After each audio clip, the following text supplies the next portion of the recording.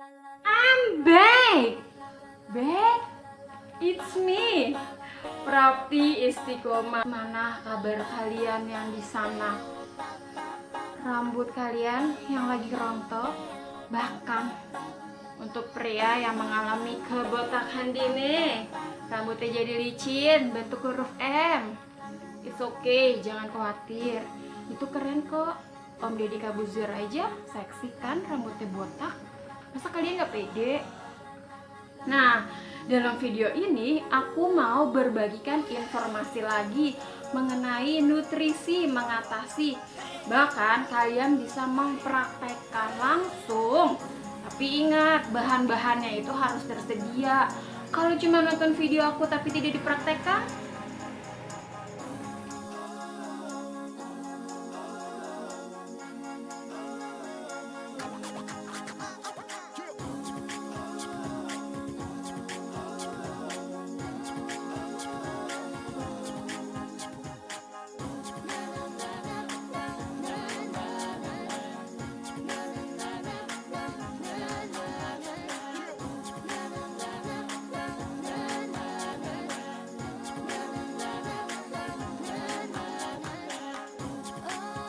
kenapa rambut kita bisa rontok? Kenapa? Karena fase pertumbuhan dan fase pemberhentian merupakan salah satu faktor dari kerontokan rambut. Fase pemberhentian itu terjadi dengan waktu 3-6 bulan. Sedangkan fase pertumbuhan waktunya 2-6 tahun. Lama kan prosesnya? Nah, buat kalian yang udah subscribe videonya si Prapti, channelnya Prapti, jangan lupa lonceng subscribe-nya kalian. Penyebab kerontokan, kerusakan, kebotakan maupun penipisan rambut kan sudah dibahas. Ternyata faktor selain itu terjadinya infeksi di kulit kepala yang disebabkan oleh jamur. Karena jaringannya itu telah dirusak di folikel rambut yang menyebabkan rambut tidak tumbuh kembali. Untuk faktor genetika atau hormonal, kalian dapat dilakukan terapi rambut. Silakan kunjungi ke dokter spesialis kulit dan kelamin. Di klinik kecantikan sih juga ada, akan dilakukan terapi bahkan meminum obat dalam jangka waktu panjang. Jangan pernah menganggap pengobatan instan lalu kalian mendapatkan hasil dengan cepat. Ini bukan makan cabai loh yang langsung pedas rasanya. Aku akan memberitahukan kepada kalian mengatasi, mengobati. Bahkan kalian bisa mempraktekkan tips yang aku berikan mengenai masalah kerontokan, kebotakan, maupun penipisan secara perlahan-lahan di rambut kita. Kalian beruntung gak sih nonton video aku, dapat permasalahannya dan solusi untuk mengatasinya? Aku tuh beruntung kalian nonton video aku. Yang pertama itu, kalian bisa melakukan mengolesi, memijat secara perlahan-lahan kurang lebih 10-15 menit dengan minyak orang-aring maupun minyak kemiri. Salah satu aja sih yang dipilih, gak usah dua-duanya, nanti bentrok jadi tawuran kan. Lalu diindapkan atau dibungkus selama semalaman. Jadi kalian kalau mau tidur pakai anduk dibungkus gitu, atau bantalnya dilapisin dengan plastik. Pokoknya gimana caranya biar kalian bisa dapat khasiat dari si minyak kemiri dan minyak orang-aring. Tapi satu hal, minyak tersebut tidak boleh dikonsumsi. Adanya zat yang berbahaya kalau manusia atau orang tersebut meminum secara langsung, biarin rambutnya menjadi sehat atau bugar. Bukan itu caranya.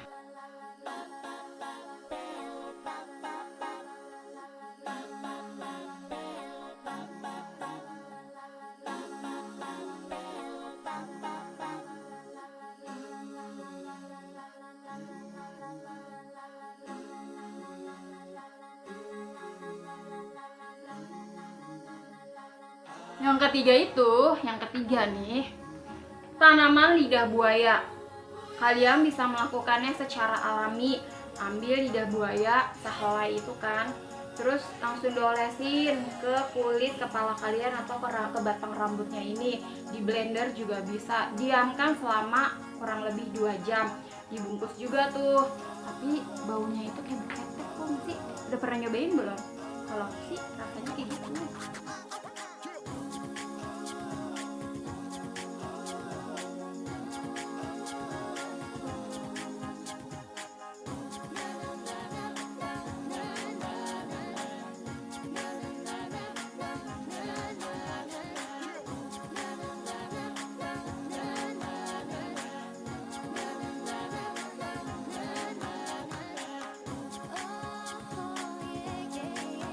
Yang kelima adalah manajemen stres.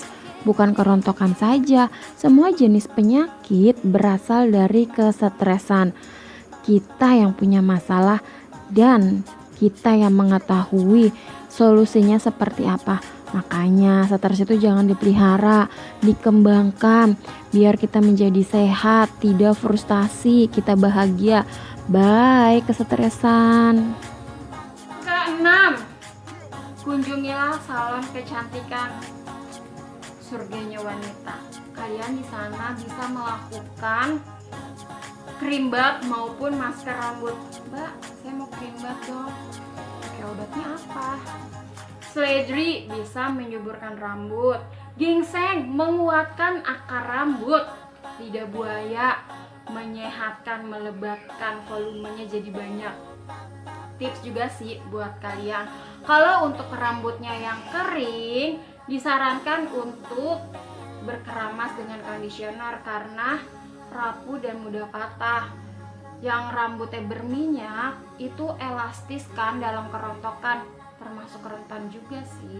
Yang ketujuh, pencangkokan rambut atau transplantasi, yaitu menanamkan atau mencangkok rambut ke area kepala yang botak. Dilakukan oleh dokter bedah plastik atau dokter kulit. Kalian merinding gak melihat gambarnya?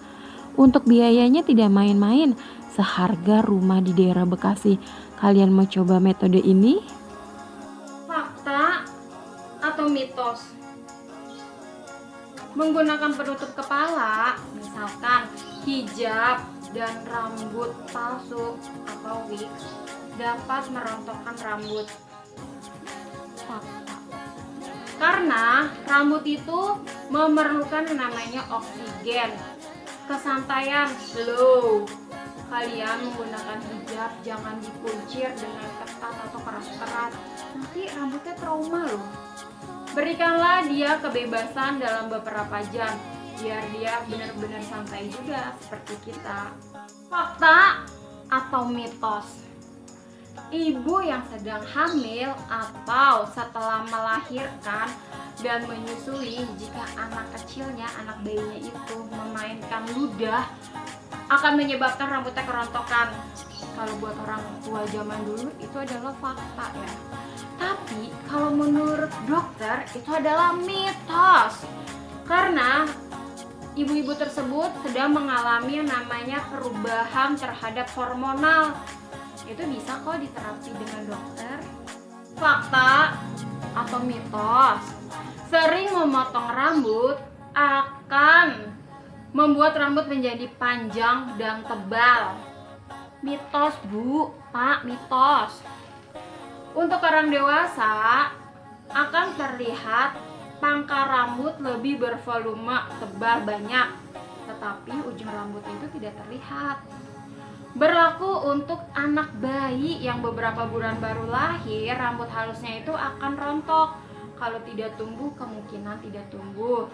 Tetapi terminal rambutnya itu akan tumbuh kembali, bertumbuh dan menjadi panjang maupun tebal, sehat, berkilau. Fakta atau Pokoknya mitos? buat anak bayi. Memakan makanan dengan rasa pedas, ekstra pedas, bahkan sesering mungkin bisa menyebabkan kerontokan pada rambut.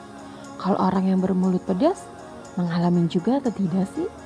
Oke, aku tahu jawabannya, yaitu fakta. Karena memicu produksi minyak di kulit kepala. Kalau kita makan pedas lebih cenderung berkeringat. Rambut yang mau tumbuh terhalang oleh si minyak di kulit kepala. Aku tahu penyebab ini. Aku mau ngucapin banyak banget terima kasih buat kalian. Assalamualaikum. Harus sehat ya. Bye.